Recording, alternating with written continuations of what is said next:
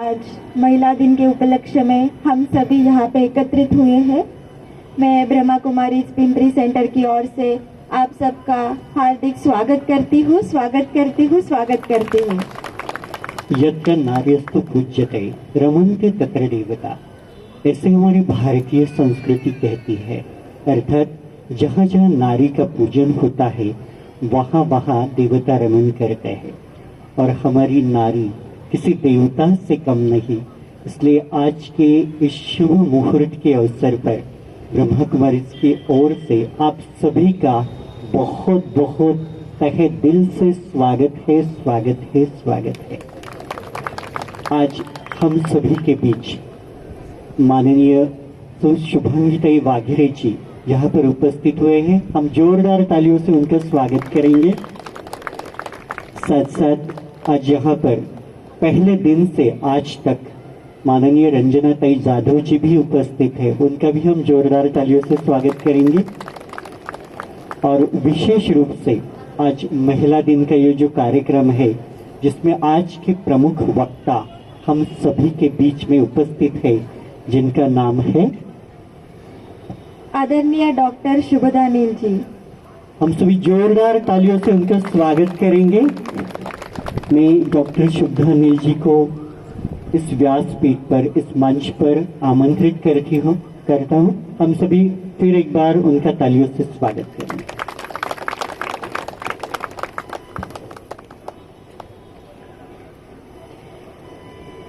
बहुत बड़ा व्यक्तिमत्व आज हम सबके साथ यहाँ पे उपस्थित है। आदरणीय डॉक्टर शुभदा नील जी, आप एक जाने माने गायनेकोलॉजिस्ट हैं। आपने केईएम हॉस्पिटल मुंबई से एमडी तथा टाटा मेमोरियल हॉस्पिटल से कैंसर फेलोशिप प्राप्त की हुई है। आप एक योगा सर्टिफाइड एक्सपर्ट भी हैं। पिछले 12 साल से आप ब्रह्मा कुमारी ईश्वरीय विद्यालय से जुड़े हैं और मेडिटेशन का प्रयोग कर रहे हैं। ब्रह्मा कुमारी मेडिकल विंग के वेलनेस ऑफ वुमेन एक कदम कैंसर बचाव की ओर तथा दिव्य माता बालक गर्भ संस्कार, अद्भुत मातृत्व तथा फील गुड योगा प्रोजेक्ट के आप नेशनल कोऑर्डिनेटर भी है। इन सभी प्रोजेक्ट के आपने 1500 से भी अधिक वर्कशॉप पूरे देश भर में सफलतापूर्वक किए हैं।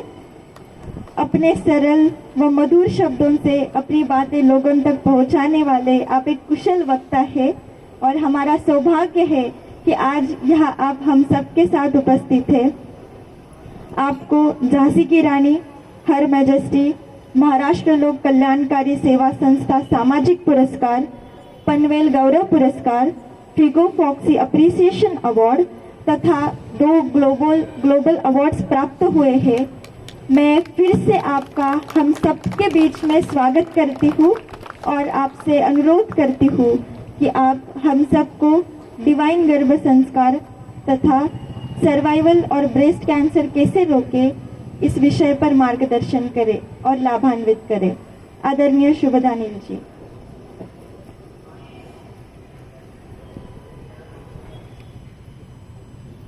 ओम शांति। सभी प्यार से कहेंगे ओम शांति।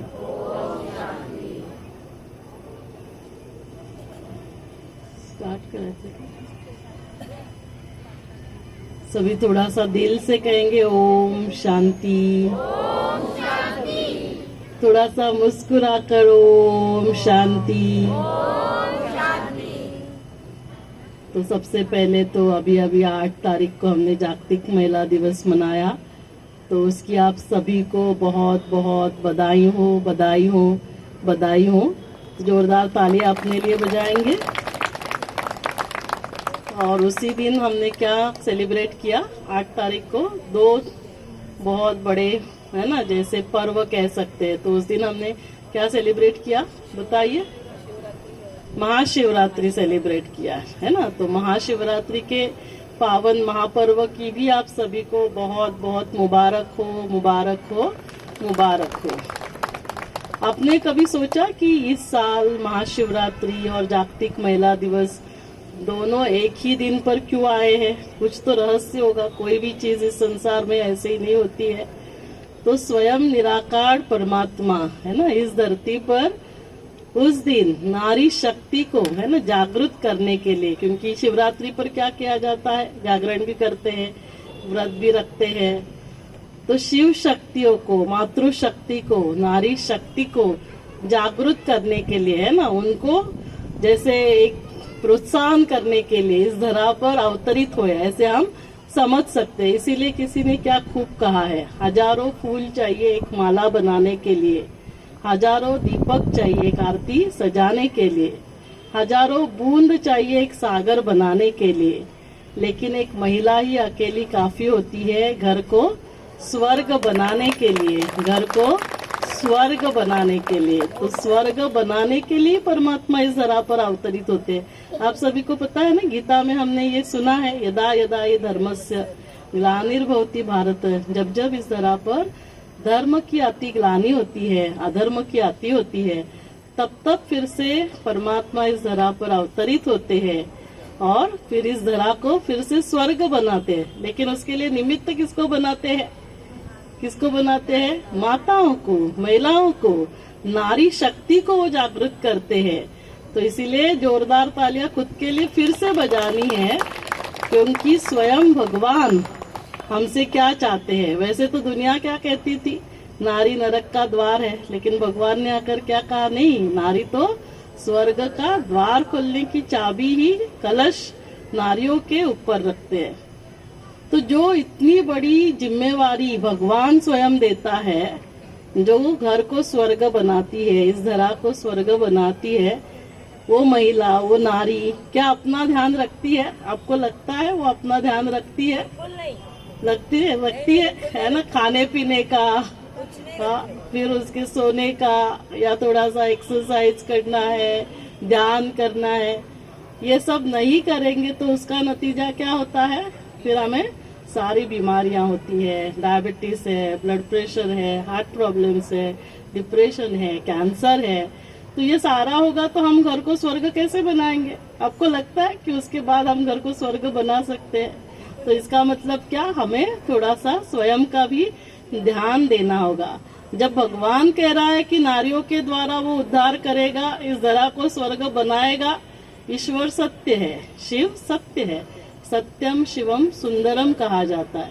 इसका मतलब ये होने वाला है, ये होने वाला है।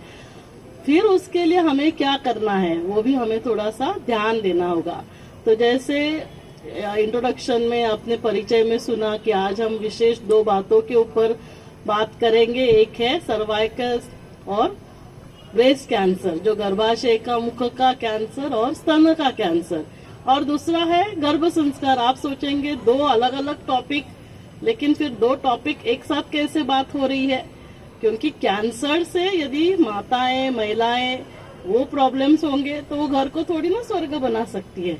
और गर्भ संस्कार जो है वो गर्भ महल निर्माण करना है, वो भी कौन करेगा? वो भी माताएं करेगी।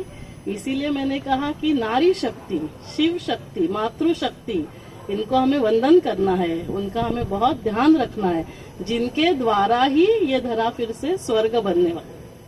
तो जो कैंसर की जब बात आती है, दो कैंसर, उसमें से जो स्तन का कैंसर है, जिसको ब्रेस्ट कैंसर कहते हैं, वो नंबर 1 कैंसर है। और दूसरा जो है वो है सर्वाइकल कैंसर, या जिसको हम गर्भाशय का, मुख का कैंसर बोलते हैं। तो जो गर्भाशय का, मुख का कैंसर वो नंबर 2 का है, लेकिन फिर भी हम उसके बारे में पहली बात करेंगे, क्योंकि यही एकमात्र कैंसर है जो हम प्रिवेंट कर सकते हैं, जिसको हम रोक सकते हैं। क्योंकि आज उसके लिए हमारे पास कुछ टेस्ट है, उसके लिए आज हमारे पास वैक्सीन है। जैसे वैक्सीन के बारे में सभी को पता है, कोविड में क्या हुआ, हम सभी ने, आप में से कितने हैं जिन्होंने कोविड वैक्सीन लगाया है? थोड़ा हाथ लंबा लंबा ऊपर करो। देखो सभी, सारे हाथ ऊपर हो गए। अभी मैं आपको पूछूंगी, आप में से कितने हैं जिन्होंने सर्वाइकल कैंसर का वैक्सीन लिया है? हाथ ऊपर करो। देखो एक भी हाथ ऊपर नहीं जा रहा है। तो कोविड में हमने वैक्सीन क्यों लगाया? ताकि हमें कोविड नहीं होना चाहिए। आप में से कौन है जो अपने बच्चों को पोलियो का ड्रॉप्स नहीं दिया? सभी ने दिया। ऐसे कोई है जिन्होंने नहीं दिया? तो पोलियो के 2 बूंद देकर हमने क्या किया, भारत को, अभी भारत पोलियो मुक्त हो गया है कि भारत में अभी भी पोलियो है? क्या है, आप सबको क्या लगता है? हाँ, क्या है? भारत पोलियो मुक्त हो चुका है। क्यों? क्योंकि हमने उसके वैक्सीन लिए। तो वैक्सीन का बहुत बड़ा रोल होता है। तो वैसे ही ये एकमात्र कैंसर, इतने सारे कैंसर्स होते हैं हमारे शरीर में, लेकिन ये एक कैंसर है जिसको हम रोक सकते हैं, प्रिवेंट कर सकते हैं। उसके बावजूद आपको पता है हर 8 मिनट में एक महिला की मृत्यु हो रही है भारत में। तो जिसके लिए आज वैक्सीन है, जिसके लिए आज टेस्ट है, वो हम रोक सकते हैं। उसके बावजूद आज भारत में 1,20,000 महिलाओं को नए केसेस हर साल भारत में होते हैं और उसमें से 80,000 महिलाओं की मृत्यु होती है। इसीलिए हर 8 मिनट में एक महिला की मृत्यु हो रही है। तो अभी आप जो यहाँ पे 150-200 जो भी महिलाएं बैठे हैं, तो मैं ऐसे मान रही हूँ यहाँ पे 1000 लोग बैठे हैं। क्यों? क्योंकि आप 100 लोगों का काम क्या है, 10 लोगों को जाकर ये जो मैं अभी बातें करूंगी, आपका ये जिम्मेवारी है, आपको ये बताना है, ताकि कहीं ना कहीं 8 मिनट में जो महिला की मृत्यु हो रही है वो हम रोक सकते हैं। तो हम जागतिक महिला दिन सेलिब्रेट कर सकते हैं। यदि हमने ये सब किया ही नहीं, हाँ सब लोग आए, सेलिब्रेट किया, उससे मतलब नहीं हुआ। वो तो करना ही है ना, मिलन होता है खुशी मनाने के लिए, मौज मनाने के लिए, वो तो करना ही है, लेकिन साथ साथ बाकी बातों का भी हमें ध्यान देना है। तो ये वैक्सीन कौन ले सकता है, इस वैक्सीन के लिए क्या करना होता है? तो ये वैक्सीन लेने के पहले कोई टेस्ट की जरूरत नहीं होती है। ये वैक्सीन लेने के बाद भी कोई टेस्ट नहीं करने की जरूरत। 9 साल की लड़कियों से लेकर 45 इयर्स तक जो भी महिलाएं हैं वो हर कोई ये वैक्सीन लगा सकते हैं। जैसे अभी मैंने खुद लगाया है, मेरे बेटियों को है ना, बच्चों को लगाया है, जैसे भाई बहन उनकी बच्चियां हैं उनको, भाभी बहन सभी को लगाया, ताकि आगे, क्योंकि हम बोल नहीं सकते हम में से किसको कैंसर होगा, किसी को भी हो सकता है।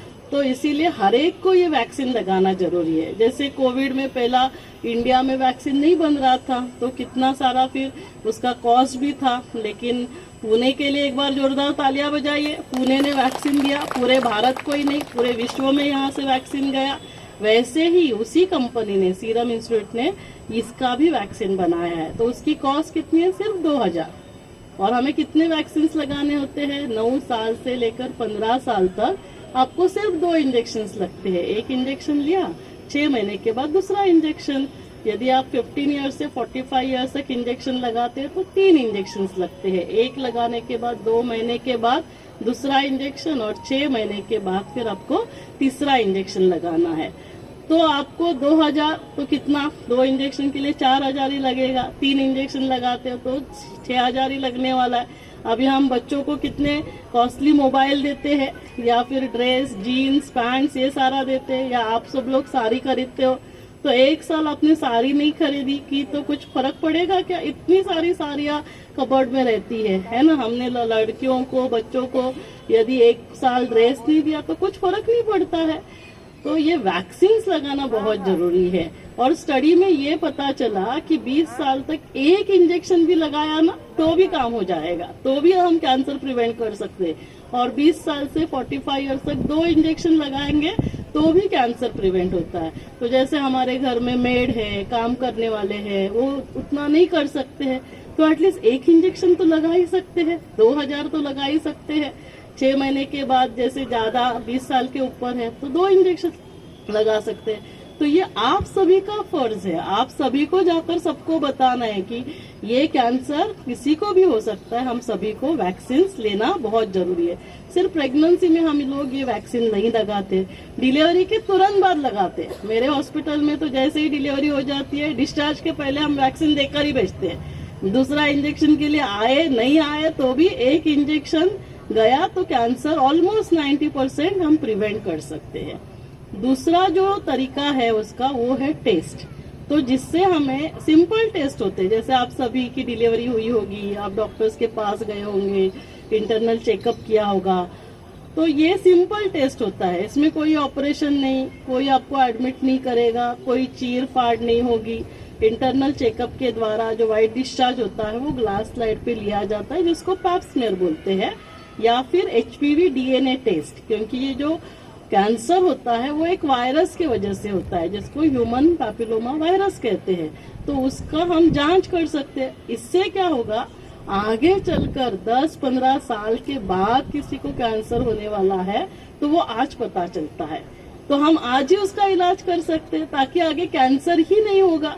और मान लो किसी को कैंसर डिटेक्ट भी हुआ, अर्ली स्टेज में हुआ, तो भी वो पूरा का पूरा ठीक हो सकता है। लेकिन ये कब होगा, जब महिलाएं टेस्ट करेंगी, जांच करेंगी। यदि मैं आपको पूछूंगी कि आप में से कितने लोगों ने ये पैप टेस्ट या HPV टेस्ट किया है, तो हार्डली 1-2 हाथ ऊपर जाएंगे या नहीं जाएंगे, क्योंकि माताएं, महिलाएं खुद की तरफ ध्यान ही नहीं देती है। सोचेंगे अभी ये वो, वैसे वो टेस्ट ज्यादा कॉस्टली भी नहीं रहता है। पैप स्मीयर 500-1000 रुपए का होगा, अलग अलग जगह अलग अलग रेट, लेकिन ज्यादा से ज्यादा इतना ही। तो मुझे हमेशा लगता है यदि हम जागतिक महिला दिन सेलिब्रेट करें तो हमारे जो लीडर्स होते हैं, जो सामाजिक कार्य करने वाले होते हैं, वो ऐसा कुछ यदि ऑर्गेनाइज करते हैं, आप कैंप ऑर्गेनाइज करो, आप कंसेशनल रेट में वैक्सीन ऑर्गेनाइज करो, तो उससे जो हमारी माताओं का कल्याण होगा। और वो सिर्फ एक माता का कल्याण नहीं होता है, जब कैंसर होता है तो पूरा का पूरा घर कोलैप्स हो जाता है। इसीलिए हमें ये अवेयरनेस, ऐसे सेशन जो आपके प्रोग्राम्स होते हैं, आप डॉक्टर्स को बुलाओ, 10 मिनट के लिए उनको लेक्चर देने के लिए बोलो, तो उससे लोगों तक एक इन्फॉर्मेशन जाएगी। हो सकता है उनको पता ही नहीं है इसके बारे में, इसीलिए वो नहीं करते हैं। तो HPV DNA टेस्ट या पैप टेस्ट हमें कब करनी है, 35 इयर्स के बाद हर लेडी को करनी है, हर महिला को। और हर 5 साल के बाद आप रिपीट कर सकते हो। यदि इतना नहीं कर सकते तो एटलीस्ट 10 साल के बाद, 35 इयर्स में किया, फिर 45, चलो उतना भी नहीं कर सकते, एटलीस्ट जीवन में एक बार तो 35 इयर्स में हमें ये टेस्ट करना बहुत जरूरी है। तो जैसे अभी कोई सेल लगता है तो क्या करते हो, तुरंत फोन करके बोल देते हो ना, अगं माहितीये का तिकडे सेल लागलाय, खूप चांगल्या चांगल्या साड्या। तो तसंच क्या कर सकते हैं हम, ये तो हम हमारे जो क्लोज फ्रेंड्स है, नेबर्स है, रिलेटिव्स है, उन सभी को ये बताना बहुत बहुत जरूरी है। दूसरा जो कैंसर है वो है हमारा स्तन का कैंसर। स्तन का कैंसर हम प्रिवेंट नहीं कर सकते, उसके लिए हमारे पास कोई वैक्सीन नहीं है, लेकिन इसको हम अर्ली कैच कर सकते हैं। Early detection saves life. तो हम अर्ली डिटेक्ट कैसे करें, तो उसके लिए क्या करना है, बहुत सिंपल है। 3 चीजें हैं, खुद का खुद ब्रेस्ट एग्जामिनेशन, जिसको कहते हैं सेल्फ ब्रेस्ट एग्जामिनेशन। दूसरा है डॉक्टर्स के द्वारा क्लिनिकल ब्रेस्ट एग्जामिनेशन। और तीसरा जो है वो है मामोग्राफी, सोनोग्राफी या मामोग्राफी। अब ये कब करना चाहिए, 25-30 इयर्स के बाद हर महिला को महीने में एक बार खुद का खुद ब्रेस्ट चेक करना है, फील करना है। उसमें कोई सूजन, कुछ स्वेलिंग, कुछ गठान, कुछ रेडनेस, ऐसा कुछ भी, या उसमें से कोई डिस्चार्ज आ रहा है। क्योंकि कैंसर की जो गांठ होगी वो दर्द नहीं करेगी आपको। इन्फेक्शन होता है तो दर्द होता है, तो आप डॉक्टर के पास तुरंत जाते हो, आपको क्या लगता है ये तो कोई दर्द तो हो नहीं रहा है, तो क्या फर्क पड़ता है। तो ये उल्टा है इसमें, है ना, कि वो कैंसर की गांठ आपको दर्द नहीं देगी। लेकिन जब भी आपको कोई गांठ लगती है, आपको डॉक्टर के पास तुरंत जाना है। नहीं भी लगती है तो भी 30-35 इयर्स के बाद 1 साल में एक बार, हर महीने में नहीं डॉक्टर के पास जाना है, साल में एक बार या अब 2 साल में एक बार जाकर डॉक्टर्स के द्वारा क्लिनिकल ब्रेस्ट एग्जामिनेशन। तो वो भी क्या, पालपेट करके देखेंगे, जांच करेंगे, कहीं पे कुछ गांठ लग रहा है, कुछ स्वेलिंग लग रहा है, कुछ डिस्चार्ज है। और 40 इयर्स के बाद हम सोनोग्राफी या मैमोग्राफी कर सकते हैं। इससे क्या होगा, यदि कैंसर है भी, है ना, तो वो अर्ली स्टेज में डिटेक्ट होगा। और अर्ली स्टेज में कोई भी कैंसर डिटेक्ट होता है तो आज हमारे पास साइंस इतना एडवांस हो चुका है, हम उसका पूरा इलाज कर सकते हैं। 98-100% क्योर हो जाता है, आपको स्तन भी निकालने की जरूरत नहीं रहती है, जिसको कहते हैं BCT, ब्रेस्ट कंजर्वेटिव सर्जरी। उससे आपका ब्रेस्ट भी प्रिजर्व होता है। तो इतना सिंपल बात है, लेकिन हमें उसका ध्यान देना बहुत बहुत जरूरी होता है। तो ये क्या था, स्तन का कैंसर। अभी ये कोई भी कैंसर जो भी जब होता है वो हमारे लाइफस्टाइल की वजह से होता है। तो लाइफस्टाइल में क्या आता है, जैसे मैंने कहा कि हम खाने पीने का ध्यान नहीं रखते, एक्सरसाइज नहीं करते हैं, मेडिटेशन नहीं करते। तो ये सब करना बहुत जरूरी है, क्योंकि ये रिसर्च में फाइंड आउट हुआ है, हमारे खाने पीने से हम कैसे बीमारियों को रोक सकते हैं। तो खाने पीने में हमें जनरली ये ज्यादातर बीमारियां जो होती है उसके लिए 3 बातें आपको याद रखनी है। एक तो जो हमारे पैर है वो क्या हो गए, ठंडे हो गए, पेट जो है ना वो टाइट हो गया है, और हमारा सिर जो है ना वो गर्म हो गया है। उसको क्या करना है, उल्टा करना है। पैरों को गर्म करना है, पेट को हमें नरम करना है, और सिर को हमें क्या करना है, ठंडा रखना है। तो पैरों को गर्म कैसे करेंगे, क्या करना है, उसके लिए वॉकिंग करना है, एक्सरसाइज करना है। अभी पेट को नरम कैसे रखेंगे, हमारे खाने पीने पे ध्यान देना है। ऐसे क्या है जो हमारे खाने में नहीं आना चाहिए, जिसको हम 4 वाइट पॉइजन्स कहते हैं। बताइए, सब माताएं बैठी है, सब किचन में क्या क्या है 4 वाइट पॉइजन्स। एक है शुगर, है ना, शक्कर है, फिर सॉल्ट है ना, नमक, फिर मैदा, और चौथा है घी, ऑयल। ये हमारे खाने में काफी कम करना है। बाकी tea, coffee, cold drink, non veg, ये ना, ये तो खाने में हमारे टी, कॉफी, कोल्ड ड्रिंक जितना कम कर सकते हैं। नॉनवेज तो हमारे खाने में आना ही नहीं चाहिए, क्योंकि देखा गया कि ईस्टर्न कंट्रीज जो पूर्व देश है तो उनमें कैंसर नहीं पाया जाता है। क्यों? क्योंकि उनका डाइट ही जो होता है वो वेज डाइट होता है। इसीलिए जो हमारे पाश्चात्य देश है, पश्चिमात्य वेस्टर्न कंट्रीज ने वो फॉलो करना चालू किया है ना, वो वेज डाइट, वेगन डाइट लेते हैं। तो खाने में हमें और थोड़े से बातों का ध्यान देना है कि प्रिफरेबली हम 2 टाइम खाना खाएं, है ना, 2 टाइम खाना खाएं। जैसे सुबह हमने 10-11 बजे भोजन किया, शाम को 5-6 बजे किया, तो रात को शाम को 5-6 बजे से सुबह तक आपका ऑलमोस्ट एक 16 आवर्स फास्टिंग हो जाता है। और इसके लिए नोबेल प्राइज मिला। नोबेल प्राइज उस रिसर्च को मिलता है जिससे बहुत फायदा होगा, तो वो पूरे विश्व से प्राइज दिया जाता है।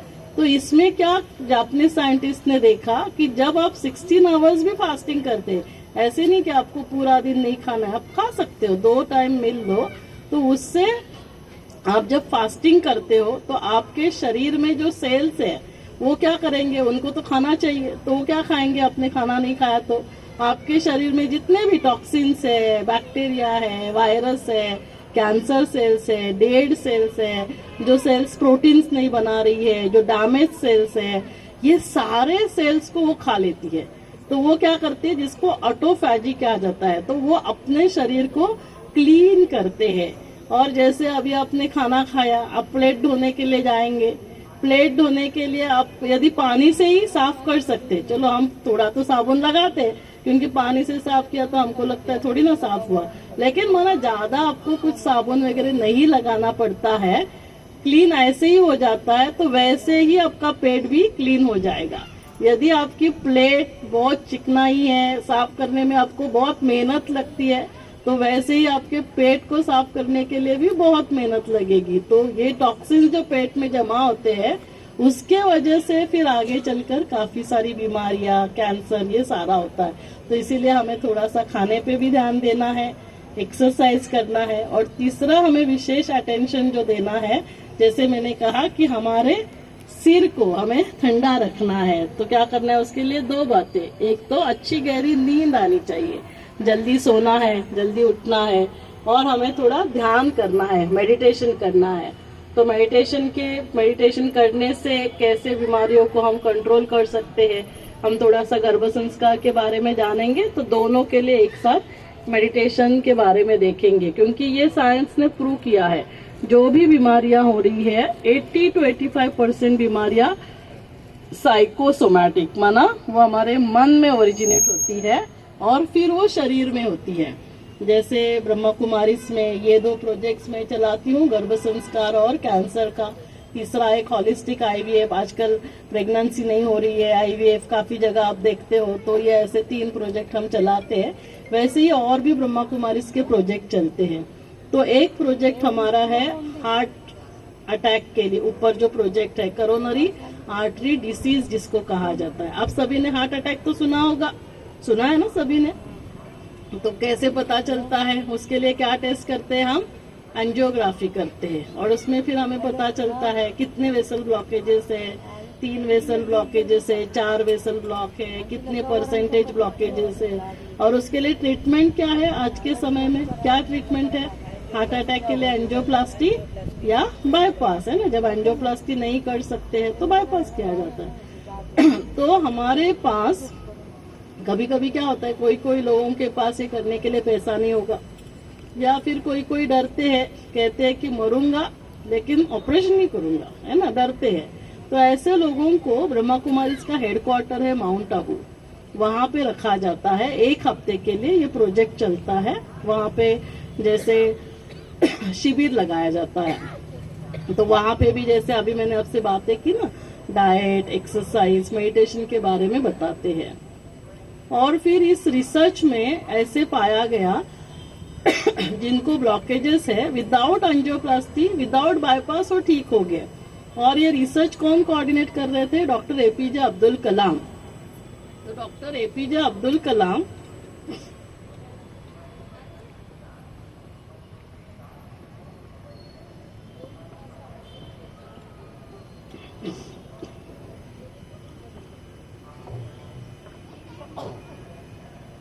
तो डॉक्टर एपीजे अब्दुल कलाम ऐसे ही कोई बातों को हवा में एक्सेप्ट करने वाले थे क्या? Scientific person. और तभी वो डीआरडीओ के डायरेक्टर थे, before becoming president of India, defence research development organisation के। तो ये रिसर्च उनके साथ हुआ था, जो ब्रह्मा कुमारीज का ग्लोबल हॉस्पिटल माउंट आबू और डीआरडीओ दिल्ली ऐसे मिलकर ये रिसर्च हुआ। 1998 में ये रिसर्च चालू हुआ और आज हमारे पास 10,000 से भी ज्यादा कार्डियक मतलब हार्ट अटैक के पेशेंट्स है, जिसको हमने विदाउट एंजियोप्लास्टी बाईपास ठीक किया है। ये सबसे बड़ा रिसर्च ब्रह्मा कुमारीज ने पूरे विश्व को दिया। तो जोरदार तालियां एक बार ब्रह्मा कुमारीज के लिए। तो ये जो डॉक्टर है, डॉक्टर सतीश गुप्ता, वो कोऑर्डिनेट करते हैं। तो ये हमेशा कहते हैं, यदि खोल दिया होता दिल, यदि खोल दिया होता दिल अपना अपनों से, तो ना खोलना पड़ता दिल औजारों से। तो ना खोलना पड़ता दिल औजारों से, क्यों फिर एंजियोप्लास्टी करो, बाईपास करो, ये सब करना पड़ेगा। तो ब्लॉकेजेस यहाँ आने से पहले ब्लॉकेजेस कहाँ हो रहे हैं? हमारे मन में होते हैं, है ना। हम बातों को पकड़ के रखते, हम बोलते ही गोष्ट ना मी आयुष्यभर विसरणार नाही, ही जे बोलली ना ते मी आयुष्यभर विसरणार नहीं बोलो, पकड़ के रखो। पकड़ के रखेंगे तो क्या हो जाएगा? अंदर गाठे बनेंगी। इसीलिए फिर बोलते हैं ना, ही ना आतल्या गाठीची, सगळं पकड़ून ठेवते। तो क्या होगा? अंदर जितनी गाठी बनेंगे तो वो गाठे फिर कैंसर की गाठ बनेगी, वो डायबिटीज होगा, है ना, ये सारा होगा। तो हमें क्या करना है? हमें एकदम हल्का रहना है। जिसको जो बोलना है, जो करना है वो करे। हमें उसके लिए भी अच्छा सोचना है ना। क्योंकि उसके लिए जब भी हम कोई बुरा सोचेंगे तो उससे क्या नुकसान होता है पता है? जो हम सोचते हैं उस अनुसार हमारा शरीर काम करता है। मैंने गुस्सा किया, मैं इरिटेट हो गई, मैं नाराज हो गई, मेरा मूड ऑफ हो गया, तो मेरा शरीर क्या करेगा? निगेटिव हार्मोन्स रिलीज करेगा। वो हमारे कंट्रोल में नहीं है। हम ये नहीं बोल सकते मैं गुस्सा कर रही हूँ लेकिन निगेटिव हार्मोन्स रिलीज नहीं करना है, ये वो नहीं समझता है। वो समझेगा यहाँ पे गुस्सा किया, यहाँ पे आपने मूड ऑफ किया, निगेटिव हार्मोन्स रिलीज हुए, एड्रेनालिन, नॉन एड्रेनालिन, कॉर्टिकोस्टेरॉइड। उसका काम क्या है? वो जो ब्लड वेसल्स है वो पाइप को वो दबा देगा, तो ब्लड सप्लाई कम हो जाएगा, आपको ऑक्सीजन सप्लाई कम हो जाता है। आपके शरीर में जो जीन्स होते हैं, हर एक के शरीर में, आपके शरीर में, मेरे शरीर में 2 टाइप्स के जीन होते हैं। एक होते हैं जिससे हमें बीमारियां होती है, दूसरे जीन्स होते हैं जिससे हमें बीमारियां नहीं होती है। जब हम ऐसा सब करते हैं तो जो बीमारी होने वाले जीन्स ओपन होते हैं, तो इसीलिए हमें फिर बीमारियां होती है। कैंसर हो रहा है, ब्रेस्ट कैंसर हो रहा है, और फिर हमारे शरीर में इम्यून सिस्टम होती है। सभी को इम्यूनिटी पता होगी, कोविड ने सभी को बताया है ना। कोविड में डेथ वायरस से कम हुए, लेकिन जो डर गए, जिनकी इम्यून पावर कम थी, उसके वजह से हुए। तो जितना जितना आप ये सारा करेंगे, गुस्सा करेंगे, नाराज हो रहे हैं, मूड ऑफ हो रहा है, बातों को पकड़ के रख रहे हैं, आपकी इम्यून पावर कम हो जाती है, जिसके वजह से फिर आपको बीमारियां होती है। तो इसीलिए दूसरों के लिए नहीं, कोई कुछ भी कर रहा है, लेकिन मुझे अपने लिए क्या करना है? शांत रहना है, खुश रहना है, प्यार से रहना है। ये जब हम करेंगे तो हमारे शरीर में हैप्पी हार्मोन्स रिलीज होते हैं। हमारे शरीर में जो हमारे डिसीज प्रिवेंटिंग जीन्स है वो ओपन होते हैं, हमारी इम्यून सिस्टम बहुत अच्छी होती है। और यहाँ पे रोल आता है मेडिटेशन का। तो हम इसीलिए देखेंगे कि मेडिटेशन कैसे करना है जिससे हम ये सारी जो बीमारियां हैं उसको प्रिवेंट कर सकते हैं। तो अभी एक 10-15 मिनट हम गर्भ संस्कार की भी बातें करेंगे, क्योंकि मैंने शुरू में ही कहा था कि भगवान आकर मातृशक्ति के द्वारा है ना इस धरा को स्वर्ग बनाता है। तो वो कैसे करता है, कुछ तो उसके पीछे एक सिस्टम होगी उसकी, तो वो कैसे होता है। यदि मैं आप सभी को पूछूंगी कि आप सभी, मान लो अभी यहाँ पे कोई प्रेग्नेंट लेडीज नहीं आए हुए होंगे, लेकिन मान लो आपके घर में कोई प्रेग्नेंट है, हो सकता है आपकी बहू या आपकी बेटी है या जो भी, या कोई घर में आजू बाजू में। तो यदि हमें 20 साल के बाद उन बच्चों को देखना है तो हम सभी कैसे बच्चे देखना चाहेंगे, वो बच्चे कैसे हो, सदा खुश रहने वाले हो या 90% खुश रहे, स्माइलिंग रहे, हैप्पी रहे, हाँ कभी कभी गुस्सा करने वाले, कैसे बच्चे चाहेंगे आप, कैसे बच्चे चाहेंगे जो जीवन भर खुश रहे, है ना, जैसे श्री कृष्ण के जैसा जीवन भर स्माइलिंग, जीवन भर हैप्पी रहे, खुश रहे, सदा खुद से भी प्यार करे, सभी से प्यार करे, जिनका लविंग नेचर है, सभी को वो संभाल कर ले, केयरिंग नेचर है, सभी को देने वाले गिविंग नेचर है। मान लो किसी से कुछ गलती होती है तो उसे वो समझाए, उसे माफ भी करने के लिए आना चाहिए, ऐसे फॉरगिविंग नेचर हो। तो यदि हमें ऐसे बच्चे चाहिए तो बताइए उसके लिए क्या करना होगा। Iron, calcium, protein powder, vitamin D, ये सब लेने से ऐसे बच्चे होंगे क्या, वो सब बहुत जरूरी है। Iron, calcium, protein powder, vitamin D, ये सारा लेना है ताकि माँ का शारीरिक स्वास्थ्य, फिजिकल हेल्थ बहुत अच्छा रहे, ताकि जाकर हमारे जो होने वाले बच्चे हैं वो फिजिकली हेल्दी हो। लेकिन अभी हम क्या चाहते हैं, हमारे बच्चे बहुत वो सदा खुश रहे, हैप्पी रहे, स्माइलिंग रहे, लविंग, केयरिंग। तो अभी बताइए उसके लिए क्या करना चाहिए हमें, उसके लिए क्या करना चाहिए, बताइए उसके लिए क्या करना चाहिए। हाँ अभी यहाँ सारे मातृशक्ति बैठी है ना, सभी आपके बच्चे भी है, तो क्या करना चाहिए उसके लिए, उसके लिए क्या करना चाहिए। बच्चा गर्भ में रहता है ना, बच्चा गर्भ में रहता है तभी से मतलब फॉलो करना है उसको। क्या फॉलो करना है, एक बार थोड़ा माइक दीजिए इनको। बहुत अच्छा बता रहे हैं बहन जी, बता रहे हैं कि जब बच्चा गर्भ में है तो क्या फॉलो करना चाहिए। बच्चा गर्भ में रहता है ना, तभी से फॉलो करना है, माँ खुश रहे और माँ खुश रहे, अपने स्वास्थ्य का ध्यान रखे, खान पीन अच्छा रखे जी, और बाकी खाने पीने से तो उसका शरीर स्वस्थ होगा। लेकिन अभी हमें क्या चाहिए, बच्चे सदा खुश रहे, अच्छी सोच और अच्छा मतलब भगवान का याद करना, ध्यान करना, सब मेडिटेशन करना जी, और योग करना, ये सभी फॉलो जब बच्चा पेट में है तभी करना चाहिए। नाम क्या है बताइए आपका। पुष्पा बोर्ड से। हाँ, पुष्पा बहन के लिए जोरदार तालियां बजाइए। जी जी, थैंक यू, बैठ जाइए। तो जैसे अभी उन्होंने कहा कि माँ को वैसे करना होगा। अभी हम चाहते हैं कि हमारे बच्चे सदा खुश रहे, और माँ छोटी छोटी बातों में नाराज हो रही है, मूड ऑफ हो रहा है, तो बच्चा खुश रहेगा क्या।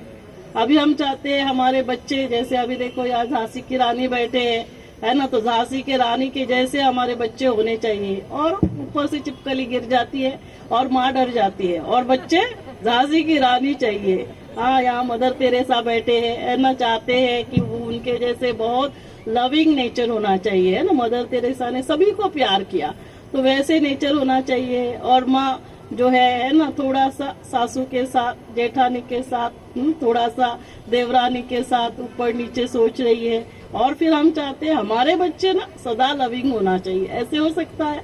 तो उसके लिए माँ को हमें बताना होगा, जैसे माँ का व्यवहार होगा, जैसे माँ के विचार होंगे, क्योंकि जो उसका यहाँ विचार माना उसका सॉफ्टवेयर, वैसे ही बच्चे का सॉफ्टवेयर बनेगा। यहाँ पे जो जो इस सोच के बॉक्स में चलेगा, क्योंकि ये रिसर्च हुआ था, हार्वर्ड के साइंटिस्ट ने रिसर्च किया। कुछ साइंटिस्ट बॉम्बे में बैठे और कुछ साइंटिस्ट कहाँ बैठे, फ्रांस में। और क्या रिसर्च किया गया था, इस रिसर्च में दोनों को जो सोच चल रही थी वो रिकॉर्डिंग होता है, उसको कहते हैं ईजी। जैसे हमारा हार्ट का ग्राफ निकलता है उसको क्या कहते हैं, ईसीजी। वैसे हमारे सोच क्या चल रही है वो हमें पता चल सकता है। उसको कहा जाता है ईईजी। तो ईईजी इलेक्ट्रोड्स लगाए हुए थे और क्या करना था इनको, जो बॉम्बे में बैठे हुए साइंटिस्ट को फ्रांस में बैठे हुए साइंटिस्ट को याद करना था, जो फ्रांस में बैठे हुए साइंटिस्ट को बॉम्बे में बैठे हुए साइंटिस्ट को याद करना था। और फिर उनका जो ग्राफ निकल रहा था वो मॉनिटर पे दिखाई दे रहा था। तो क्या पाया गया कि जो ग्राफ बॉम्बे में दिखाई दिया सेम ग्राफ फ्रांस में दिखाई दिया। और फिर उन्होंने कहा इसका मतलब brain to brain connection exist. जो आप यहाँ सोच रहे हो कहाँ पहुंच रहा है, फ्रांस में। तो जो माँ यहाँ सोचेगी वो यहाँ पहुंचेगा कि नहीं पहुंचेगा। तो माँ अपने बच्चे के लिए बुरा नहीं सोचेगी, लेकिन देवरानी, जेठानी, सासू माँ या जो भी ऑफिस में, तो इसीलिए बहुत अटेंशन देना है। आप जो यहाँ सोचोगे वो यहाँ पहुँचता है। और ये नई बात है क्या, हमारे इंडियन कल्चर में तो ये पहले से ही हमें पता है। अभिमन्यु ने कहाँ सीखा चक्रव्यूह भेदना, गर्भ में ही सीखा। अष्टावक्र जी ने कहाँ सीखा, गर्भ में ही सीखा था। प्रहलाद है ना, उसके पिता जो थे, किसका बच्चा है प्रहलाद बताइए, हिरण्यकश्यपु। माना क्या, ऑल निगेटिविटी। लेकिन प्रहलाद क्या हुआ, विष्णु भक्त हुआ। क्यों, क्योंकि उस समय उसकी माताजी को नारद मुनि के आश्रम में रखा गया था। तो वो वातावरण का भी असर होता है, तो सिर्फ माँ का असर नहीं होता है। माँ का तो सबसे बड़ा रोल है, लेकिन जो आसपास के घर के फैमिली मेंबर्स का भी वहाँ पे रोल आता है। तो इसीलिए हमें माताओं को ये बताना बहुत जरूरी है कि प्रेगनेंसी के समय तो कभी ध्यान देना है, सिर्फ 9 महीना नहीं। साइंस ने प्रूव किया फर्स्ट 1000 डेज। यदि फर्स्ट 1000 डेज कहाँ से आते हैं, 9 months intrauterine period, 270 days plus 2 years, 365 plus 365। इस समय यदि हमने ध्यान रखा, माताओं ने अपने खाने पीने का, सोचने का, बहुत खुश रहते हैं, तो हमारे बच्चों का जो है जैसे वो फिजिकली और मेंटली हेल्दी रहेंगे। तो इसीलिए हमें, क्योंकि ये जो समय है ना वो बीज लगने का समय है।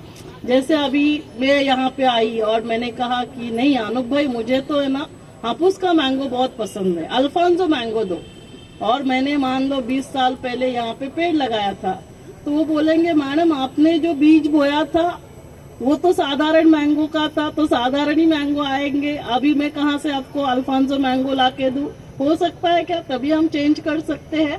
इसीलिए मैंने आपको क्या कहा, अभी के बच्चों को नहीं देखना है जो गर्भ में है। 20 साल के बाद क्या होगा, हमें फल मिलने वाले हैं। तो ध्यान कब देना होगा हमें, जब बीज लगने का समय है, बच्चे जब गर्भ में है, डिलीवरी के 2 साल के बाद। तो ये आप सभी का रोल है कि आपको गर्भवती माताओं को ये बताना बहुत जरूरी है। तो हम क्या करते हैं, जैसे मैंने कहा कि ब्रह्मा कुमारी की ओर से ये प्रोजेक्ट चलता है। कोविड में हमने क्या किया, इसको ऑनलाइन चालू किया। वैसे ये 2009 से प्रोजेक्ट चल ही रहा है, तो हम अलग अलग जगह जाकर प्रोग्राम करते थे। लेकिन कोविड में हमने 15 अगस्त 2020 में इसको ऑनलाइन चालू किया। रोज रात को 8 बजे इसके जूम के माध्यम से और यूट्यूब लाइव डिवाइन गर्भ संस्कार, ये तो आप सभी नाम याद रख सकते हो, डिवाइन गर्भ संस्कार। तो उस यूट्यूब चैनल पे जाते हैं तो डेली का 8 बजे सेशन होता है, संडे 11 बजे सेशन होता है। और उसको यही बताते हैं फिजिकल हेल्थ के लिए, जैसे मैंने कहा क्या ध्यान रखना है, उसके खाने पीने का ध्यान रखना है। नॉर्मल डिलीवरी के लिए क्या करना होगा, एक्सरसाइज करना होगा। नॉर्मल डिलीवरी के लिए, नॉर्मल डिलीवरी कैसे होती है उसके लिए फिर क्या आसन करना है, प्राणायाम करना है। तो हमारी पूरी टीम है, जो उनको फिजियोथेरेपिस्ट है वो आसन सिखाते हैं, कौन से एक्सरसाइज करने हैं। जो हमारे योगा टीचर्स है वो उनको प्राणायाम सिखाएंगे, आसन सिखाएंगे, ताकि उनकी डिलीवरी भी नॉर्मल होनी चाहिए। क्योंकि आजकल नॉर्मल डिलीवरी का रेट भी कम हो रहा है, सिजेरियन का रेट भी बढ़ रहा है। साथ साथ हम उनके ऊपर कैसे संस्कार करने हैं, मेडिटेशन कैसे करना है, ये सारा सिखाते हैं। और ये प्रोजेक्ट जो है पूरे विश्व में मना, जैसे अभी G20 भारत में हुआ था, तो G20 में भी ये प्रोजेक्ट प्रेजेंट किया गया था। जो हमारे प्रेसिडेंट है द्रौपदी मुर्मू जी, जब वो गवर्नर थे रांची के 2018 में, पूरा प्रोजेक्ट उन्होंने अटेंड किया था। हमारे JP नड्डा जी,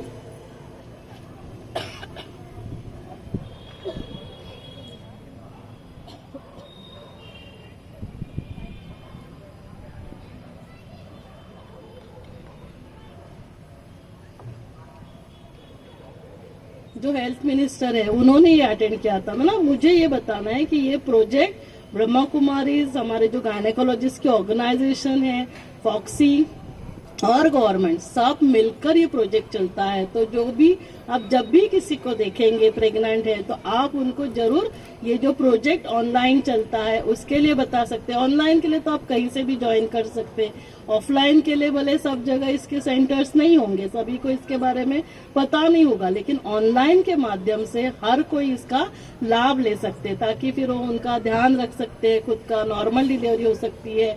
उसके लिए अलग अलग वीडियोस बनाए हुए हैं, मेडिटेशन कैसे करना है उसके वीडियोस बनाए हुए हैं। 2-3 साल में उसके 50,000 से भी ज्यादा सब्सक्राइबर्स है। तो इतना ये प्रोजेक्ट लोगों तक पहुंचा है और आपके माध्यम से ये प्रोजेक्ट और ज्यादा लोगों तक पहुंचना चाहिए। तो अभी हम थोड़ा सा मेडिटेशन के बारे में जानेंगे, जैसे वो मेडिटेशन से हमें बीमारियों को भी हम रोक सके और उस मेडिटेशन से जो हमारे गर्भवती माताएं हैं उनको भी उसका फायदा हो, उनके बच्चों का भी फायदा हो। तो मेडिटेशन माना क्या, जैसे मेडिकेशन क्या होता है, हम शरीर को ठीक करते हैं, मेडिटेशन क्या करता है, हमारे मन को ठीक करता है। जैसे अभी हमने कहा बीमारियां क्यों हो रही है, हम छोटी छोटी बातों में नाराज होते हैं, मूड ऑफ होता है, गुस्सा करते हैं। मान लो एक सीन लेते हैं, है ना, एक घर में 3 बहू है ना, 3 बहू है, एक है सीता, गीता और मीता। अभी इनके सासू ने उनको उनके घर में कुछ प्रोग्राम था, कुछ काम दिया था। अभी इन्होंने अपनी तरफ से तो कोशिश की थी लेकिन फिर भी वो पूरे ठीक से नहीं हुआ था। तो सासू माँ इन तीनों को, है ना, सीता, गीता और मीता को बुलाकर उनको थोड़ा डांटती है। तो अभी इसमें क्या होता है, जो सीता है ना उसको बहुत रोना आ जाता है, बहुत दुखी हो जाती है ना, वो सोचती है कि क्या कुछ भी करे लेकिन फिर भी सुनना ही पड़ता है। अभी जो गीता थी वो बहुत गुस्सा आता है उसको, वो क्या बोलती है कि कुछ भी मना, क्या समझते क्या है खुद को, हम कोशिश तो कर ही रहे थे। तो वो बहुत गुस्सा करते हैं। और जो तीसरी मीता थी, तो मीता क्या है, वो समझती है, शांत रहती है, स्थिर रहती है, स्टेबल रहती है, बोलती है चलो अभी जो बचा हुआ है वो काम हम कंप्लीट करेंगे। अभी सभी पहले शांत हो जाते हैं, पहले चाय लेते हैं, तो वो स्टेबल रही, शांत रही।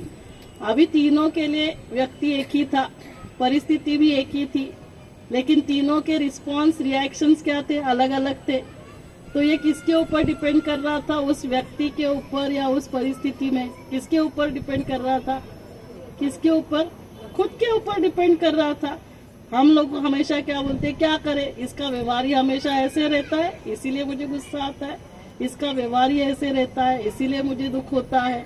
तो वैसे होना चाहिए, तो तीनों का रिस्पॉन्स सेम होना चाहिए। इसका मतलब जो विचार है वो किसकी रचना है, वो मेरी रचना है। तो वो रिस्पॉन्सिबिलिटी किसकी है, उसको ठीक भी कौन करेगा, हम खुद करेंगे। और इसको ठीक करना जरूरी है कि नहीं है जरूरी, क्योंकि जैसे हमने देखा, विचार सबसे पहले मेरा मन डिस्टर्ब होगा, उससे फिर मेरे शरीर में उसका असर आता है, फिर कहाँ असर आता है, तीसरा हमारे संबंधों में असर आ जाता है। जब हम दुखी है, गुस्सा कर रहे हैं, तो हमारे संबंध अच्छे रहेंगे क्या, नहीं, फिर हमारा घर भी कैसे होता है, वातावरण चेंज हो जाता है। लेकिन यदि मैं उस समय शांत रहती हूँ, स्थिर रहती हूँ, तो क्या होगा, मेरा शरीर भी स्वस्थ रहेगा, संबंध भी हमारे अच्छे रहेंगे और हमारा घर भी क्या बन जाएगा, स्वर्ग बन जाएगा। तो इसीलिए हमें क्या करना होगा, थोड़ा सा इन बातों को समझना है कि कैसे विचार होते हैं, कैसे मुझे हमेशा, है ना, पवित्र माना शुद्ध विचार करने चाहिए, जिससे मैं हमेशा शांत रहूं, स्थिर रहूं। और यहाँ रोल आता है जब हम मेडिटेशन करते हैं, जब हम परमात्मा का ध्यान करते हैं। तो इससे ये सारा जो अभी आप सुन रहे हो ना, तो हम ये शरीर नहीं, शरीर को चलाने वाली शक्ति हम आत्मा है, और आत्मा में ही मन बुद्धि संस्कार होते हैं। और मन, आत्मा जब सोचती है तब क्या कहलाई जाती है, मन। तो मन से हमें क्या करना है, हमेशा सकारात्मक विचार करने हैं। बुद्धि से हम सही अच्छा निर्णय लेते हैं, और जो कर्म करते हैं वो क्या बन जाते हैं, वो संस्कार बन जाते हैं।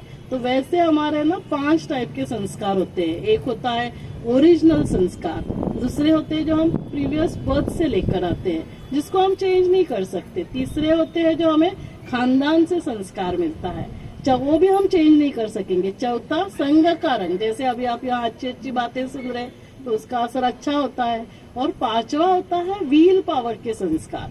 तो मैं ये आपको क्यों बता रही हूँ, क्योंकि हमने क्या कहा, माताओं को क्या करना है, स्वर्ग बनाना है।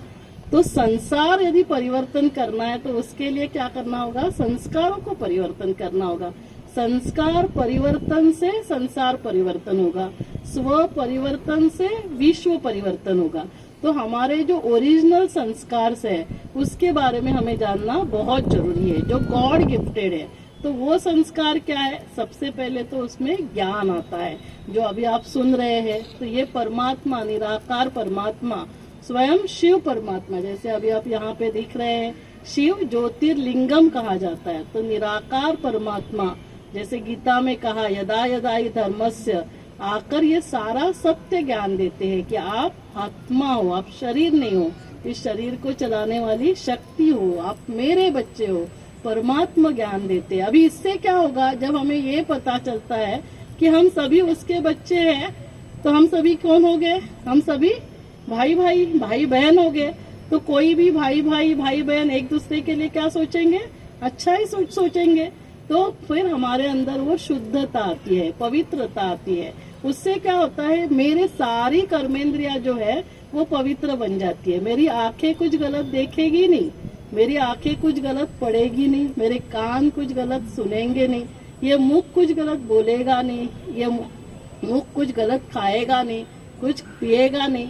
तो ये सारी कर्मेंद्रिया प्योर होने से क्या होता है, जो हम यहाँ से देख रहे हैं, यहाँ से सुन रहे हैं, यहाँ से बोल रहे हैं, वो सारा चित्त पर बैठ जाता है और उससे हमारे संकल्प बनते हैं और संकल्प से फिर संस्कार बनते हैं। तो यदि हमें हमारे संस्कारों को चेंज करना है तो हमारे संकल्पों को चेंज करना होगा। संकल्पों को चेंज करना है तो सारी कर्मेंद्रियों को हमें क्या करना है, पवित्र बनाना होगा। इसीलिए देखो महाशिवरात्रि पे व्रत लेते हैं। तो आज से क्या व्रत लेंगे कि ये सारी कर्मेंद्रियों से मैं हमेशा शुद्ध पवित्र देखूंगा। तो ये सारा पवित्र हो जाएगा तो हमारे बोल अच्छे हो जाते हैं, हमारे कर्म अच्छे हो जाते हैं। तो दूसरा जो है वो है पवित्रता। पवित्रता से क्या हो रहा है, कर्मेंद्रिया हमारी पवित्र बन रही है, शुद्ध बन रही है। ज्ञान से क्या हो रहा है, मेरा जो ब्रेन है वो एनर्जाइज हो रहा है। अभी मैं जो ये 7 गुण आपको बता रही हूँ, आपको बहुत अटेंशन से सुनना है। ये सिर्फ थ्योरी नहीं है, यही हमारा जीवन है और यही मेरा हेल्थ है। आज ब्रेन में ट्यूमर हो रहे हैं, ब्रेन की इतनी सारी बीमारियां हो रही है, क्यों, क्योंकि ब्रेन में वो एनर्जी नहीं जा रही है। तो जब हमें मेडिटेशन करना है, हमारे पूरे शरीर को स्वस्थ रखना है, तो ये 7 हीलिंग एनर्जीज है। आप सभी अटेंशन दे रहे हैं ना, कौन कौन अटेंशन दे रहा है, थोड़ा लंबा लंबा हाथ ऊपर कर लीजिए, बहुत अच्छा। तो पहली हीलिंग एनर्जी क्या है, ज्ञान। सत्य ज्ञान से मेरा ब्रेन एनर्जाइज होता है, मेरी बुद्धि दिव्य बन जाती है। दूसरी हीलिंग एनर्जी क्या है, पवित्रता, जिससे सारी कर्मेंद्रिया पवित्र बन रही है। तीसरी हीलिंग एनर्जी क्या है हमारी, पीस, शांति। शांति से क्या होता है, मेरे फेफड़े एनर्जाइज होते हैं। कोविड में किसने प्रॉब्लम किया, लंग्स में ही प्रॉब्लम्स हो गया। आप जितना शांत रहेंगे आपके फेफड़े बहुत अच्छी रीति से काम करेंगे। तो फेफड़ों को एनर्जी कौन देता है, शांति। जब भी आप अशांत होंगे, इरिटेट होंगे, आपके लंग्स की जो पावर है, उसकी जो कार्य करने की क्षमता है वो कम होगी। इसीलिए आप देखो, कभी भी आप गुस्सा करते हो तो आप हंसना चालू करते हो, फिर आप क्या बोलते हो, अभी आप सब लोग चले जाओ, मुझे शांति से बैठने दो। और फिर आपका ब्रीदिंग रेट क्या होता है, धीरे धीरे नॉर्मल हो जाता है। वो हीलिंग एनर्जी है। शांति जो है वो हमारे फेफड़ों को हीलिंग एनर्जी देती है। अभी मुझे ज्ञान मिला, पवित्रता आ गई, मैं शांत भी हो गई।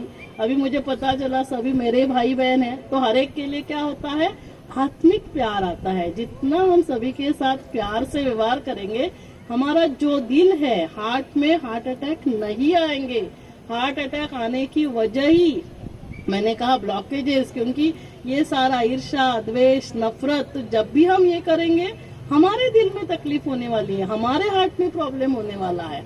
अभी हमारे पास शांति भी आ गई, प्यार भी आ गया, तो हम खुश रहते हैं, सुखी रहते हैं, तो हमारा पेट ठीक रहेगा। आजकल सभी को एसिडिटी का प्रॉब्लम होता है, क्यों, छोटी छोटी बातों में इरिटेट होते रहते हैं, तो एसिड रिलीज होता रहता है।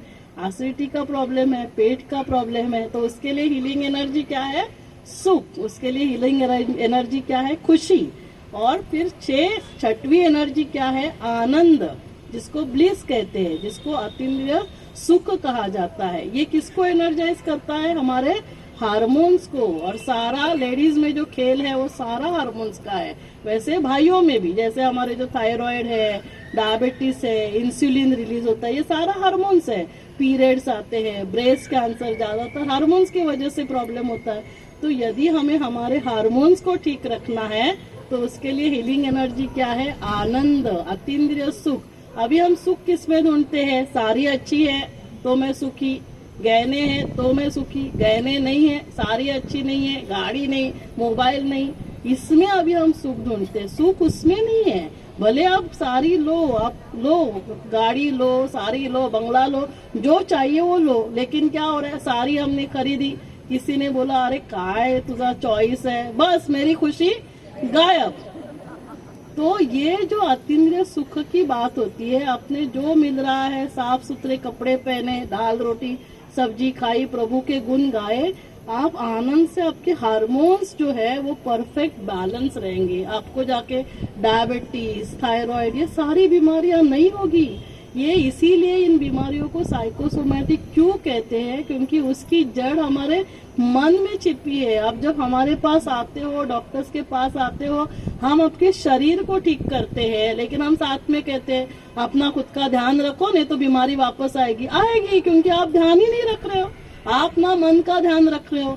और मन का ध्यान रखने के सबसे बड़े हॉस्पिटल जो हर जगह परमात्मा ने खोले हैं वो है ब्रह्मा कुमारी सेंटर, जहाँ पे हमें जाना चाहिए। जब तभी हमारा मन ठीक होगा, तब जब हम मन को परमात्मा में लगाएंगे, जो गीता में कहा है मन मनाभव, हे अर्जुन मन मेरे में लगा, तभी जब हमारा मन ठीक होगा तो हमारा शरीर ठीक होगा। इसीलिए कहते हैं मन तंदुरुस्त तो तन तंदुरुस्त। लेकिन हमारे पास समय ही नहीं। हमारे भाई बहने जाते हैं, बोलते हैं थोड़ा समय निकालो, मेडिटेशन के लिए आओ। पुणे में मुझे पता नहीं क्या बोलते हैं, लेकिन बॉम्बे में कहते हैं मैडम मरने के लिए भी फुर्सत नहीं। अरे मरना नहीं चाहिए, इसीलिए तो बुलाते हैं, ताकि अपना ध्यान रखोगे, है ना, अपना ध्यान रखोगे, मन का ध्यान रखोगे तो शरीर स्वस्थ रहेगा, तभी हमारे संबंध ठीक हो गए। और लास्ट जो 7 एनर्जी है वो है पावर, वो है शक्ति। जब आपके पास ये 6 के 6 वैल्यूज से आप भरपूर होते हो तो शक्ति से हमारे मसल्स और बोन्स, माना हमारे जो स्नायु है, हमारे जो जॉइंट्स है, हमारे जो हड्डियां है, वो ठीक रहते हैं, उनको एनर्जी मिलती है। हमारे पास माता आते हैं, मैडम हाथ ही ऊपर नहीं जाता, shoulder problem, elbow problem, MRI निकाल रहे हैं, सब कुछ कर रहे हैं, कुछ नहीं निकलेगा। जो जो पकड़ के रखा है वो कहीं ना कहीं से बाहर आने वाला है। तो इसके लिए हमें मेडिटेशन करना बहुत जरूरी है। मेडिटेशन से क्या होगा? ये जो 7 हीलिंग एनर्जीज है, इससे हम भरपूर होंगे। अभी यदि मुझे चाहिए शांति, मुझे चाहिए खुशी, प्यार चाहिए ताकि मुझे हार्ट अटैक ना हो, तो क्या मेडिकल स्टोर में जाएंगे, बोलेंगे अरे वो प्यार की जो विटामिन की टैबलेट है वो दे, एक शांति का सलाइन दे, एक शक्ति का सलाइन दे, मैडम एक शक्ति का सलाइन लगाओ। इतना इजी है क्या? ऐसे होगा क्या? लेकिन ये कहाँ मिलेगा? ये सभी का जो स्रोत है वो है निराकार परमात्मा। परमात्मा के लिए गायन ही है, तू प्यार का सागर है, तू शांति का सागर है। तो जो यहाँ पे हम शिवलिंग देख रहे हैं, निराकार परमात्मा सर्व गुणों के वो सागर है। शिव माना क्या? बिंदु, वो रूप में बिंदु है। हम आत्माएं भी क्या है? बिंदु है, लेकिन वो गुणों में सिंधु है। जब हम उनसे कनेक्ट हो जाते हैं, ऑटोमेटिकली ये एनर्जी हमारे अंदर प्रवाहित होती है और हम इस एनर्जी से भरपूर होकर हमारा शरीर भी स्वस्थ रख सकते हैं। तो अभी 1-2-3 मिनट के लिए मेडिटेशन करें, ताकि क्या होगा? हम स्वस्थ रहेंगे। गर्भवती माताएं यदि स्वस्थ रहेगी तो क्या होगा? वो गर्भ में पल रहा बालक भी शांति, खुशी, प्यार से भरपूर होगा। उसको पता ही नहीं होगा क्या है गुस्सा, उसको पता ही नहीं दुख क्या है। तो वो अंदर से बाहर क्या आएंगे, है ना, उसको अंदर भी लगे वाह वाह क्या शांति है, क्या खुशी है, जैसे गर्भ महल है। तो हमें क्या करना है? यदि माताएं गुस्सा करती रहेगी, दुखी होती रहेगी, उसको लगेगा कहाँ मैं जेल में आके फंस गया हूँ, लगेगा कि नहीं लगेगा? तो क्या करना है? गर्भ जेल से गर्भ महल बनाना है। इसीलिए हमें सभी गर्भवती माताओं को जो जो हमारे सेंटर्स है वहाँ भेज देना है। वहाँ पे ये सारा उनको मेडिटेशन कैसे करना है वो सिखाया जाएगा। तो क्या होगा? गर्भ महल का निर्माण होगा। जो बच्चे आएंगे वो कैसे होंगे? श्री राधे श्री कृष्ण के जैसे बच्चे आएंगे, जो इस दुनिया में आकर क्या करेंगे? सभी को शांति, खुशी, प्यार देंगे। वो घर क्या बन जाएगा? वो घर स्वर्ग बन जाएगा। और हर घर स्वर्ग बन जाएगा तो वो धरा क्या बन जाएगी? फिर से स्वर्ग बन जाएगी। भारत फिर से विश्व गुरु बन जाएगा। तो इस रीति से परमात्मा मातृशक्ति को, नारी शक्ति को, शिव शक्ति को, है ना, जागृत करते हैं और उनके द्वारा स्वर्ग बनाते हैं। तो इजी है या डिफिकल्ट है? बताइए। इजी है तो सभी मेडिटेशन करेंगे। चलो सभी कंफर्टेबल रिलैक्स होकर बैठ जाए। 5 मिनट के लिए मेडिटेशन करेंगे। सभी बैठ जाएंगे, कोई बीच में नहीं उठेंगे, कंफर्टेबल रिलैक्स होकर बैठेंगे।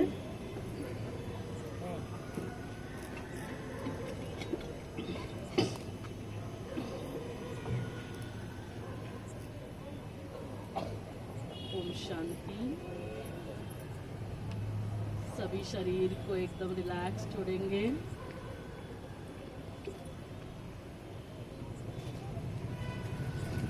पैर से सिर तक शरीर को एकदम रिलैक्स छोड़ेंगे। चाहिए तो आप आंखें बंद कर सकते हैं। देखिए पैर से सिर तक शरीर कंप्लीटली रिलैक्स। दोनों पैर रिलैक्स। कमर, पीठ, पेट रिलैक्स। दोनों हाथ रिलैक्स। गर्दन रिलैक्स। चेहरा रिलैक्स। सिर रिलैक्स। मेरा संपूर्ण शरीर कंप्लीटली रिलैक्स। मन शांत, एकदम हल्का, कोई बोझ नहीं। अब स्वयं को देखें। मस्तक के मध्य में विराजमान चमकता हुआ सितारा। मैं एक चैतन्य शक्ति आत्मा हूँ। इस शरीर को चलाने वाली शक्ति, इस शरीर की मालिक।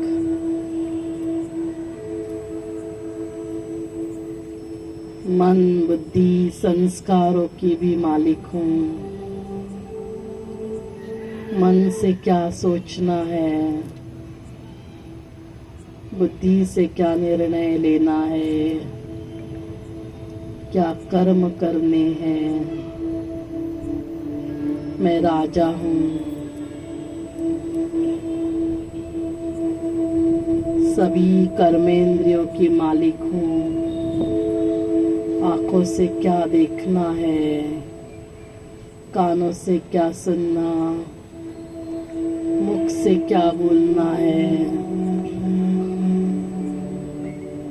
मैं इसकी मालिक हूँ। मैं आत्मा, ज्ञान स्वरूप, पवित्र स्वरूप। मैं ही शांति हूँ।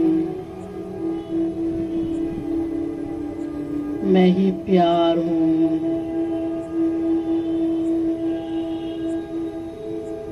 मैं ही खुशी हूँ।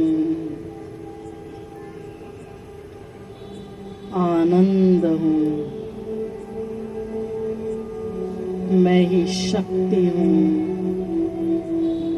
शिव शक्ति हूँ। परमपिता परमात्मा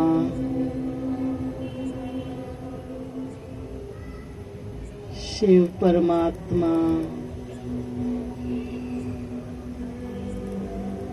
उनकी मैं संतान हूँ। मेरे पिता मेरे समान रूप में बिंदु है, लेकिन गुणों में सिंधु है। परम धाम के वासी है, सर्व गुणों के वे सागर है, सर्व शक्तिमान है। उनको बहुत प्यार से याद करने से ही वो सारी शक्तियाँ, सारे गुण मुझ में आ जाते हैं और मैं आत्मा सर्व शक्तियों से, सर्व गुणों से भरपूर हो जाती हूँ। ज्ञान हीलिंग एनर्जी से मेरा ब्रेन हील हो रहा है, एक एक कोशिका स्वस्थ हो रही है। मेरी बुद्धि दिव्य बन रही है।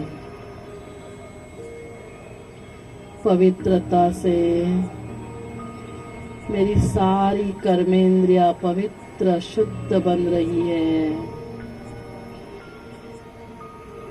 शांति से मेरे फेफड़े सुचारू रूप से काम कर रहे हैं।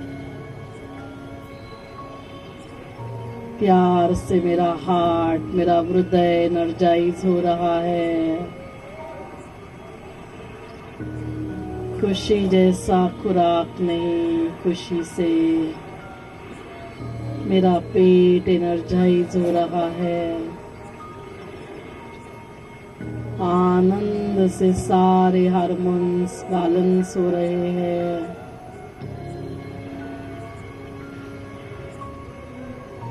और परमात्मा शक्ति से मेरे हड्डियां, मांसपेशियां स्वस्थ बन रही है। मेरा पूरा शरीर स्वस्थ बन चुका है। मैं हेल्दी हूँ, सर्व शक्तियों और गुणों से भरपूर। मैं वेल्दी हूँ, मैं हैप्पी हूँ, पावरफुल हूँ, सक्सेसफुल हूँ। हर कार्य में शिव बाबा परमात्मा मेरे साथ है। तो हर कार्य में सफलता हुई पड़ी है। परमात्मा से कनेक्शन लगाने से ही हम परमात्मा प्यारे बन जाते हैं, तो विश्व के प्यारे बन जाते हैं।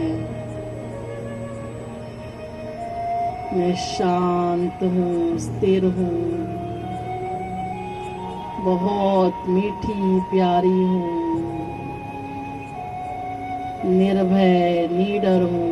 चाहे कितनी भी हलचल है, व्यक्तियों की हलचल, प्रकृति की हलचल, लेकिन मैं शांत, स्थिर, निर्भय हूँ। आज से मैं संकल्प लेती हूँ, व्रत लेती हूँ। मुझे बहुत कम सोचना है, लेकिन सकारात्मक सोचना है। संकल्पों की, विचारों की इकोनॉमी करनी है। संकल्प शक्ति है। संकल्प से सिद्धि, संकल्प से संसार, संकल्प से संस्कार, संस्कार परिवर्तन से संसार परिवर्तन, परमात्मा शक्तियाँ परिवार के सभी सदस्यों में प्रवाहित हो रही है। सभी स्वस्थ है, सुरक्षित है। आज से मेरे साथ, मेरे परिवार वालों के साथ सब कुछ अच्छा ही होने वाला है। मैं बहुत बहुत भाग्यशाली हूँ। थैंक यू शिव बाबा, मुझे अपना बनाने के लिए, मेरा भाग्य बनाने के लिए, मेरे द्वारा औरों का भाग्य बनाने के लिए। मैं ऐसा मेडिटेशन जरूर करूंगी जिससे मैं स्वस्थ रहूंगी, परिवार स्वस्थ, और हमारा घर स्वर्ग बन जाएगा।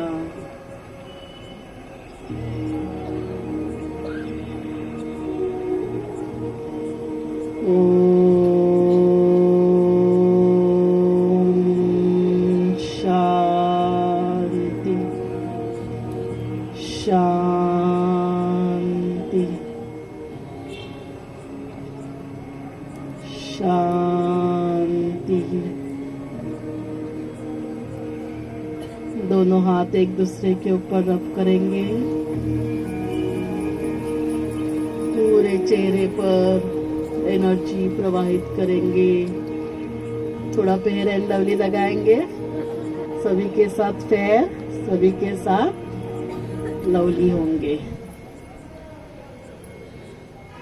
तो संकल्प से सिद्धि होती है। जो अभी हमने मेडिटेशन किया, इसी को संकल्प कहा जाता है।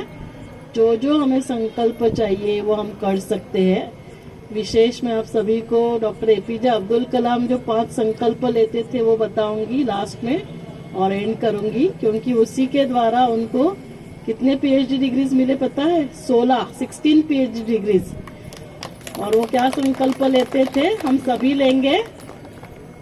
I am the best, I am the winner, I can do it, today is my day, God is with me. तो जब परमात्मा शक्तियाँ हमारे साथ आ जाती है तो हम सब कुछ कर सकते हैं। तो रोज सुबह उठते ही ऐसे संकल्प करना, रात को सोते समय करना, ताकि आप हमेशा कैसे रहेंगे? स्वस्थ रहेंगे, मस्त रहेंगे। ठीक है, आप सभी ने बहुत प्यार से सुना, तो आप सभी का दिल से धन्यवाद। दीदी का धन्यवाद, विशेष अनूप भाई का धन्यवाद, जिन्होंने यहाँ पे बुलाकर आप सभी से इंटरेक्शन करने का मुझे भी एक चांस दिया। तो जोरदार तालियां एक बार दीदी के लिए, और हमारे जो पिंपरी का जो सेंटर है उनके लिए, जो हमारे बीच में हमारे माननीय आदरणीय मेहमान आए हैं उनके लिए भी एक बार जोरदार तालियां बजाइए। और लास्ट तालियां खुद के लिए, नारी शक्ति के लिए, मातृ शक्ति के लिए, शिव शक्तियों के लिए। Thank you so much. ओम शांति। परमात्मा के लिए दो क्वेश्चन है जी। आपने बोला था वैक्सीन का ना, जितना कोविड में प्रचार हुआ उतना ये कैंसर का प्रचार नहीं हुआ, इसीलिए वैक्सीन हम लिए नहीं। और 45 के बाद नहीं लेना है क्या वैक्सीन? जरूरी नहीं रहता है, इतना जरूरी नहीं, सिर्फ टेस्ट करते रहना 5 साल में एक तो बार। टेस्ट में क्या, मेमोग्राफी के अलावा और कुछ नहीं, सर्वाइकल कैंसर के लिए पैप टेस्ट या फिर HPV DNA test. Mammography breast के लिए हमने 2 कैंसर्स के बारे में देखा। 2 कैंसर्स महिलाओं में ज्यादा होते हैं। 45 के बाद इतना जरूरी नहीं रहता है, इसीलिए नहीं दिया जाता है। कैंसर के लिए मेमोग्राफी के अलावा ब्रेस्ट कैंसर, वही वो गर्भाशय के मुख का कैंसर, उसके लिए वो वैक्सीन है। ब्रेस्ट कैंसर के लिए वैक्सीन नहीं है। ब्रेस्ट कैंसर के लिए लाइफस्टाइल ही, स्वस्थ रहना है, मस्त रहना है, खुश रहना है। ध्यान अपने खाने पीने का ध्यान देना है। पैरों को गर्म करना है, पेट को नरम करना है, और सिर को ठंडा करना है। लेकिन अगर टेस्ट करना ही है, जो गांठ है या है, तो उसके लिए कौन सी टेस्ट? वही मैंने कहा, ब्रेस्ट के लिए हमें मामोग्राफी टेस्ट होती है 45 के बाद। हाँ। तो मामोग्राफी या सोनोग्राफी करना है। और सर्वाइकल कैंसर के लिए ऐसे नहीं कि सर्वाइकल कैंसर 45 के बाद नहीं होगा, वैक्सीन देने की जरूरत नहीं, इसीलिए उसका पैप टेस्ट या HPV DNA टेस्ट। तो पैप टेस्ट और मामोग्राफी, ये 2 शब्द आप याद रखना। अच्छा ठीक है, थैंक यू, थैंक यू।